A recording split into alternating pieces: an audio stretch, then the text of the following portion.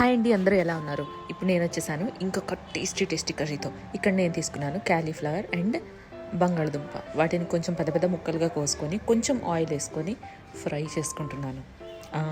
Fry చేస్తే ఈ curry చాలా బాగుంటుందండి. అండ్ చపాతీ, రోటీ, పుల్కా ఇవన్నీ ఉంటాయి కదా, వీటిలోకి అయితే ది బెస్ట్ కాంబినేషన్ అనమాట. ఇక్కడ అవి ఫ్రై అయ్యేలోపు నేను తీసుకున్నాను ఉల్లిపాయలు అండ్ టమాటోలు తీసుకొని వీటిని రఫ్గా చాప్ చేసుకుంటున్నాను, ఎందుకంటే వీటిని మనం మిక్సీ వేయబోతున్నాం. అల్లం వెల్లుల్లి పేస్ట్ మీరు ఎలా వేస్తారో నాకు చెప్పండి. అంటే ప్యాకెట్ తీస్తారా లేదా అప్పటికప్పుడు దంచేస్తారా?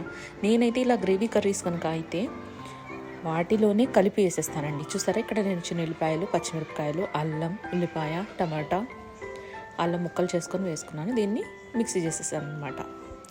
ఇదేం చిటికేస్తే అవ్వలేదండి, నేనే మిక్సీ చేశాను. చూసారా, ఆలుపు ఇక్కడ మన పొటాటో అండ్ కాలీఫ్లవర్ మంచిగా ఫ్రై అయిపోయాయి. ఒకవైపు అలా కొంచెం బ్రౌన్ కలర్లోగా ఫ్రై అయినట్టుగా కానీ వస్తే సూపర్ టేస్టీగా ఉంటుందండి కర్రీ. అండ్ పాడు కూడా అవ్వదన్నమాట. 2 days అయినా కర్రీ బాగానే ఉంటుంది. ఇప్పుడు నేను అదే కడాయిలో కొంచెం తాలింపు వేసుకుంటున్నాను. కొంచెం జీలకర్ర, కొంచెం కరివేపాకు వేసుకొని వాటిని వేయించుకుంటున్నాను. వేయించుకున్న తర్వాత మనం ఆల్రెడీ చేసి పెట్టుకున్నాం కదా, దీనిలోనే ఉల్లిపాయ టమాటో అంతా ఉన్నాయి కదా, సో ఆ పేస్ట్ని వేసేసుకుంటున్నాను అనమాట. వేసుకొని దీన్ని చక్కగా ఫ్రై చేసుకోవాలండి. ఎంత మంచిగా ఫ్రై చేసుకుంటే కూర అంత టేస్టీగా ఉంటుంది.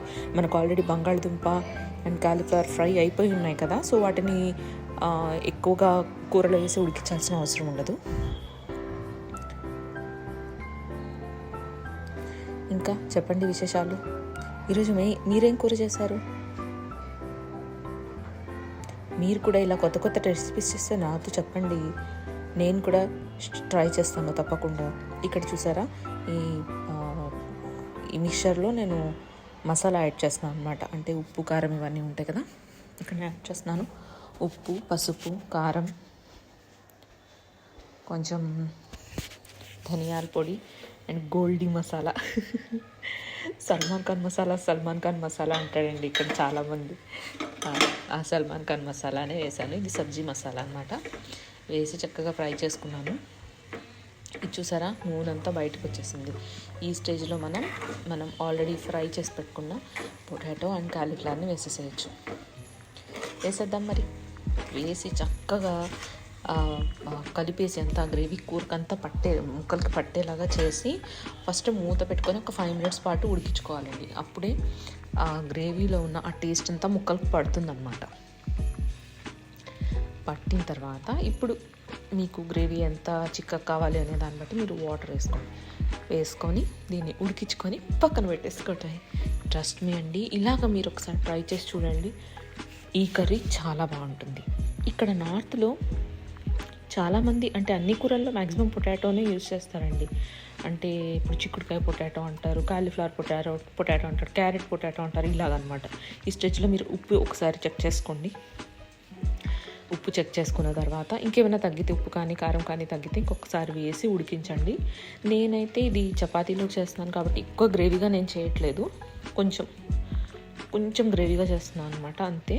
అదే కూరలో కానీ అయితే కొంచెం గ్రేవీ ఎక్కువ ఉంటే బాగుంటుంది. మీరు తప్పకుండా ట్రై చేయండి.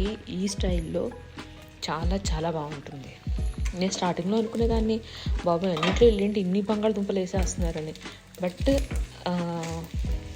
ఇంతకుముందు నేను కూడా ఓన్లీ కాలీఫ్లవర్ చేసేదాన్ని. బట్ ఈ కర్రీ టేస్ట్ చేశాక నేను పొటాటో కాలీఫ్లవర్ కలిపే వండుతున్నాను. నచ్చిందా రెసిపీ?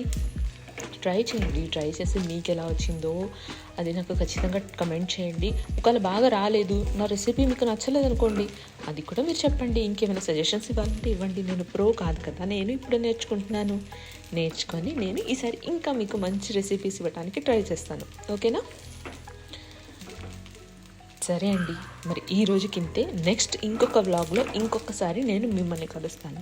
అప్పటి వరకు బాయ్ బాయ్. వింటర్ అంట, అది కాక ఇదేంటి వర్షాలు కూడా అంట కదా, సో జాగ్రత్త అందరూ. Take care. Bye bye. ఇక్కడ నేను తింటున్నాను చపాతీతో. Bye bye.